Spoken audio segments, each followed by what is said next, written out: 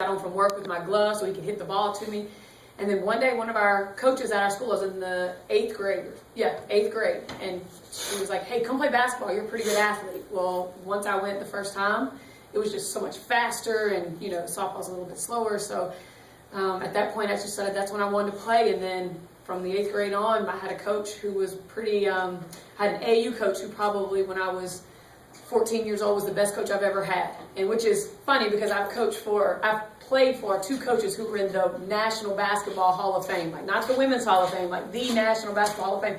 But this woman was probably the best coach I've ever had. She pushed me to the point where I didn't think I could go anymore. She made me a better player. She taught me fundamentals, taught me about life too. And that was what was so exciting. So I would give probably her, and then my dad. Actually, he wasn't a pushing dad, but he was always there to help me get where I needed to be. So that's probably the two people that were important to me.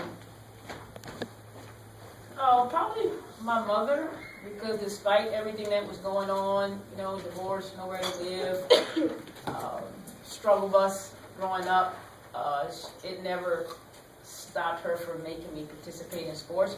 And I think it was because of the discipline and things to do. And then I had a cousin who just pushed me at an early age, to the point where people in my family were like, she's a girl, you're going to hurt her, be careful, that whole rhetoric. And then as we got older, right around Christy's age, I realized that I could get a scholarship, because I never even thought about, I went to LSU, Louisiana State University. She went to Ole Miss and Louisiana Tech, major schools, and I couldn't afford that if I wouldn't have been on scholarship. So when I figured out, really, I can play basketball and get, $50,000 education, and not many people in my family had done that. So probably my mom and a cousin, Jeffrey Wilson. I didn't always like him for it, but I didn't realize it at the time. It was probably the best thing. Anybody else? Yes, dear. How many girls are on the team? 11. Only 11. Well,